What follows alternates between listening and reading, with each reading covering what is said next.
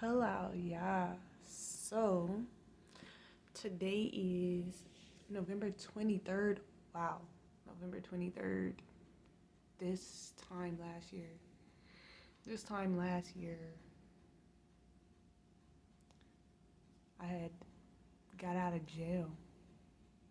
But it's wild. I never. It's wild. It's wild. That's not the point. But yeah, realizing I've been thinking about that throughout the day, but I just forgot a little bit that today is the day that I got out of jail last year. It's been a year and it's been a year and almost a month since I last seen my daughter, since the police broke into my house and beat me because I was being bullied by my landlord who was not fixing things that were life threatening and needed to be fixed. And that's just, this video is, I'm getting my mind together. And that wasn't the first thing. Like, people be talking about sob stories, you know. If I don't talk about my life, I'm not gonna heal. So it's not a sob story. I wish I had better things to talk about, but I will go over my life. And you can't help the cards that you are dealt, but don't suffer because it makes somebody else uncomfortable. Just make sure you ain't hurting nobody else. So if you don't want to hear what I have to say about my life and the things that I'm healing from, walk away, because I got to speak about it, because speaking is what gives you the power to heal. This is for me. This is for my children and whoever it helps. Um, but yeah, I just got done doing my shower, my hygiene. This video really is to get my brain together, because sometimes I sit up here like, what am I supposed to be doing in life? Like, I'm figuring out bits and pieces of my life. My husband have, and then it'd be like, I gotta catch up with time. It still feel like 2 years. It don't feel like 2 years anymore, but I've been separated from my husband for about 7 years now. Most of that time, I did have my daughter. I wanted to co-parent from the beginning, because in the beginning it was just like us separating because him making excuses about beating me and trying to just like beat him. He was trying to normalize him beating me and cheating, talking about I like it. I don't like being beat. I don't like being beat. You gonna tell me I like it and I'll tell you I don't. Normalize cheating, talking about you know I'm this way. No, just because you got caught a few times and then cried your eyes out and promised you wouldn't do it again, and I forgave you those 2-3 times. This was the last time. I forgave you those times, and then now you know I'm like this. No, nigga, you said you was gonna stop, because I was gonna leave those times, and you said you was gonna stop. So the breakup was me finally not forgiving him and saying, no, you said this, 2 other times. Then now I'm finding out he been in a relationship with my sister the last 6 years, 7 years since we split up. And I'm thinking, because I was really working on me, I'm thinking he had not talked to me. In the beginning, it was he told me he was going to make me suffer. This nigga told me he was going to get some clothes from his grandma. He was being extra on purpose. He wouldn't communicate with me. He would only communicate through his mom, my mom, and my sister. And it was like that the whole relationship. His mom used to call me every day and ask me how my sex life was, how big my partner's penis was, her son. If I went grocery shopping without calling his mom, she would cuss me out. She controlled our relationship. She belittled him. It was always a comparison between me and him. My mom and his mom pitted us against each other. It wasn't getting to me because I was like, we're a team. But he didn't see it that way. Our parents told him he could beat me So he didn't feel like he had to respect me. Our parents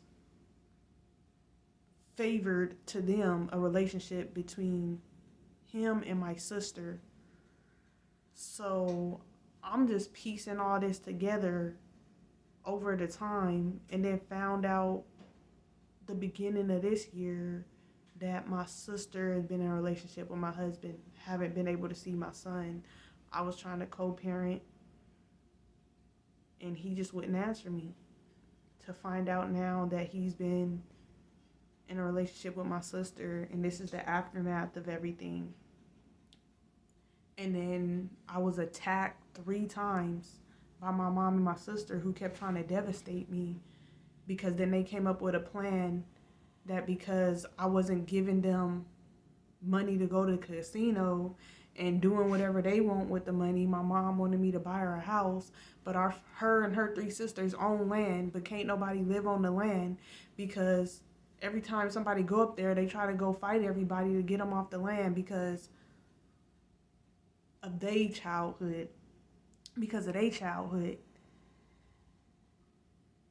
And I'm finding all this out about my family, that my granddad sold his children as sex slaves, and then my aunt allowed her boyfriends to rape all her nieces because she mad that her dad was raping her.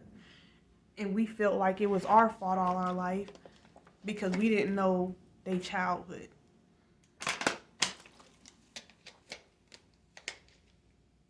So this is all of what's being said on my plate. All of this stuff been happening in my life, but I didn't understand why it was happening.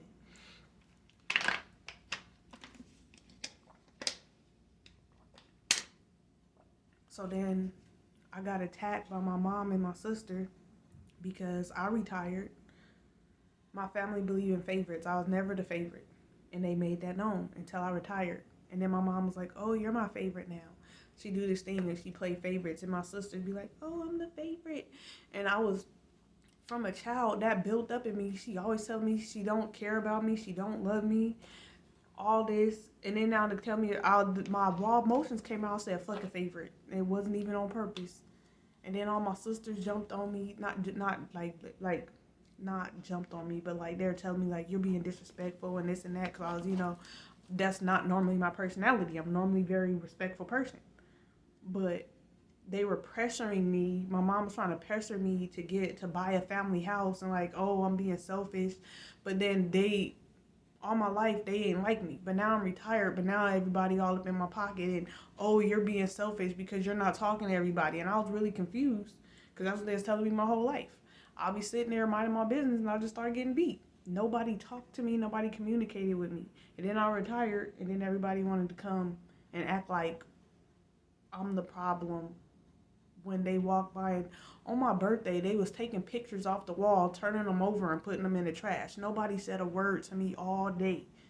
My mom celebrated my birthday one time in my life. Twice. So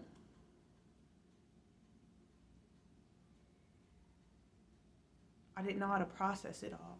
I didn't understand it all because I was raised. And so this video is to help me get my mind together so that I can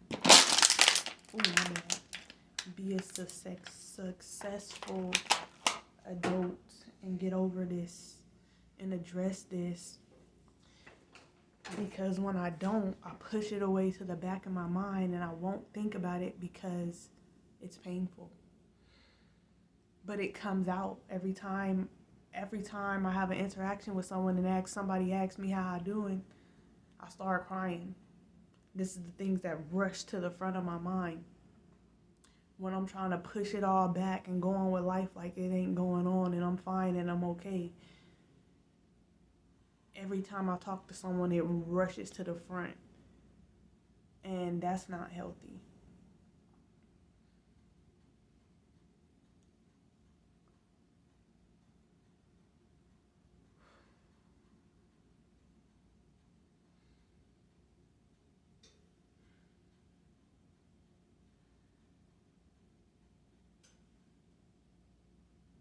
But thank you, Father Yahuwah. My memory is getting so much better. Um, I was attacked 3 times by my mom and my sister. And the first time my mom sent her friend to my house pretending to be CPS trying to take my child. And the Most High was already telling me to leave. And so I was praying. And then I was praying after that. The Most High, like, I could already feel it. So much stuff I had this dream that I had a dream that my sister came and a demon stabbed me in my back. And then lo and behold, this whole time she'd been in a relationship with my husband. And it's weird because ever since I had that dream, I could feel the knife in my back. And I had a dream that my daughter was with my husband. And I was terrified because I was raped by my dad. But that's not fear. That's extreme fear that I had because I was raped by my dad, my granddad. The list goes on. Didn't realize I was like in a petrified state most of my life. And I guess that's why people used to be scared of me because I didn't really talk. I was like a statue. I was like, out at lunch, I was that kid that just stood and ate. I wouldn't sit down. I was very like a statue, but I was very bold. I was very bold. So, and that's because like nobody talked to me. So I didn't know what to do. But if somebody tried to attack me, I handled it. So people thought I was scary. And I would tell people I don't want to fight. And people would be like, oh, she's scary. And they would bully me. I would get bullied. And then every time the police would come, they would want to take me to jail. And it's written that I'm the bully. I didn't bully nobody. I was getting bullied. And then once you start that with me, I don't like being afraid of nothing. So if I'm afraid of something, now I'm not going to leave you alone. When I was a child, not anymore. It ain't even worth my time. But as a child, I didn't like being afraid. So if people kept bullying me after like I told them I didn't want to, if they bullied me in private, I wouldn't do nothing. But the moment they bullied me in front of someone, I didn't want it to spread. So now I had to beat their ass in front of everybody before more people start bullying me. That was my logic as a child. And I didn't really communicate. I was just quiet and minding my business until somebody made the mistake to escalate they bullying me in private to bullying me in front of other people. And then I just demolished them. But it's coming out all over the place because it's as it's hitting me, I'm putting it out. No, I don't know. But anyways, yeah. What keeps coming back to my mind was when I got attacked by my mom, and my sister, so 3 times. So that first time after she called CPS, well, I thought she called CPS, but she had her friend, so they were trying to take my child, because I didn't want my children to know my mom. I didn't want my children to know my mom. I didn't want them to have a relationship with her because of my life. I wanted to break the chain of abuse in our life. So they stole my children. But basically, I let my son go with his dad, thinking we would co-parent, and he never let me see my child again.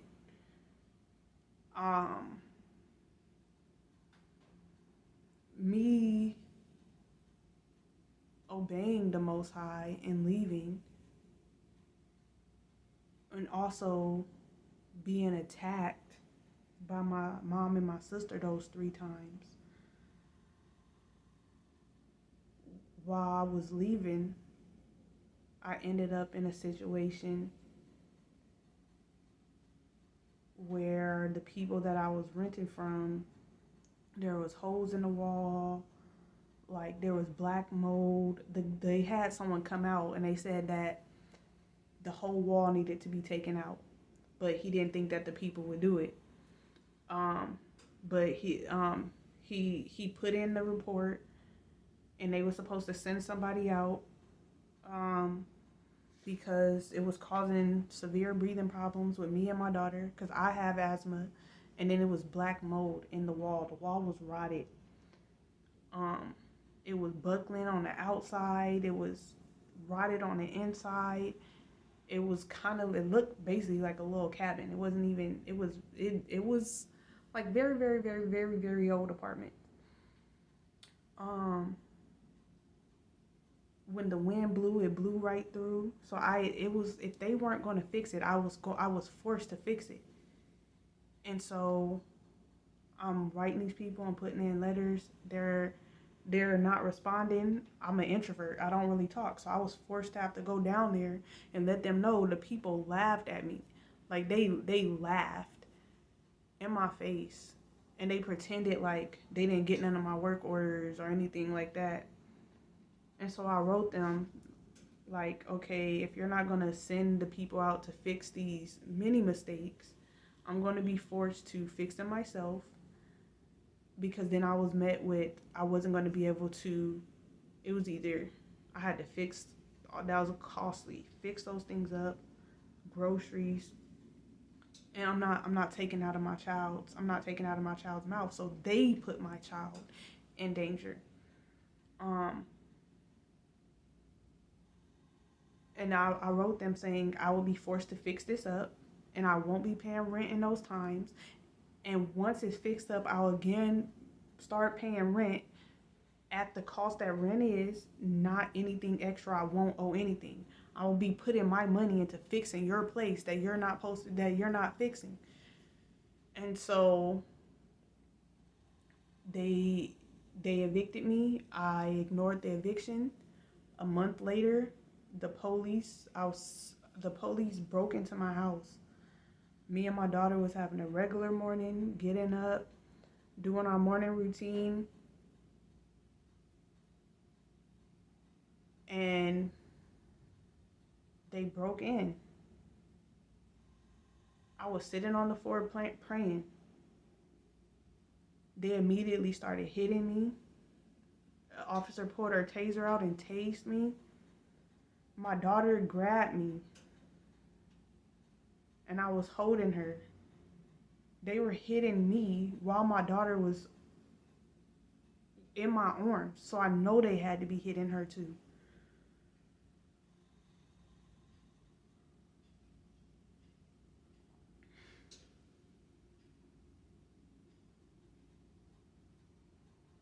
I'm not going to get into full everything that happened, but that's how my daughter got taken away. That's how I ended up going to jail, and I haven't seen my daughter since. When I got out of jail, I was trying to talk to my husband. I hadn't known anything at this time. He wouldn't answer my calls, but I called from my mom's phone, and when he heard it was me, he just sounded stupid. I was trying to meet up. My sister acting like, oh, you need me to get to, and I'm like, no, like, stop talking to my husband, because then, like, I didn't know, like, she was trying to like, act like, she was trying to degrade me, like, you're so something, nobody talks to you, so you need me to get to you. And I was like, no, you need to mind your business. And she was like, we're gonna fight. And I was like, she was just sounding like, she always sounds stupid. I did not know she was in a relationship with my husband yet. And every time I would try to talk to my husband, she'd start telling me I'm crazy, and oh, you won't leave him, so you're like Trudy off of Fairly Odd Parents. Maybe he trying to move on and be happy. And I'm like, I'm thinking, like, I don't know. I'm like, I'm trusting the Most High. That's not in what I believe. If I'm married to someone, that's not, I had no idea they was in a relationship. So then she said, I'm fucking your husband, a few weeks later. And I was like, I did headbutt her.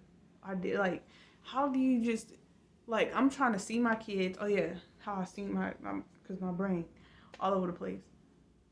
So I'm trying to see my kids. Every time I call him, she calls me. Every time I call him, she calls me. And he don't answer the phone, don't say nothing. And so I'm trying to see my kids like I've been trying to do before I went to jail. Trying to figure out, because I thought we was both supposed to be working. He hadn't been talking to me for them years.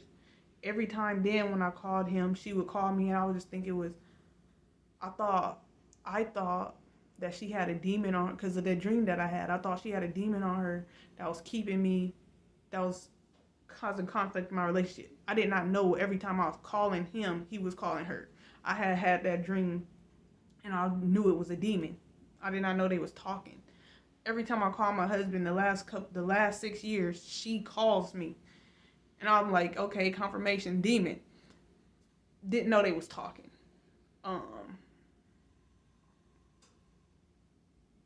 So then, now at this point, she arranges to meet up with my husband, talking about she's going to go see my kids. After she just told me she's going to fight me and telling me I was with, so I'm like, disrespectful. Y'all don't go see my kids. They go anyway. She sends me a picture, and that's how I see that my daughter is actually with her dad. Because CPS told me that she was in foster care. I did not know that she was with her dad. So that's how I know that she's actually with her dad. So my brain, this is, and it's not, that's a little piece of my life. That's not even, this probably sounds like a lot. Y'all like, she's just telling all her life. I was being told y'all squat. And that's my brain be all over the place. And that's why I have a hard time communicating with people. And that's why when people say hi, I accidentally start crying and rumbling about my life.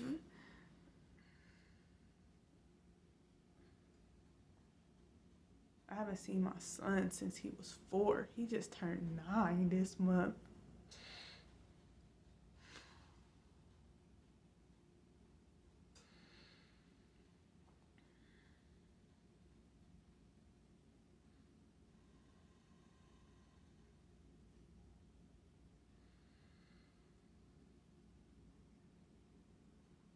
I don't know. I'm trusting y'all.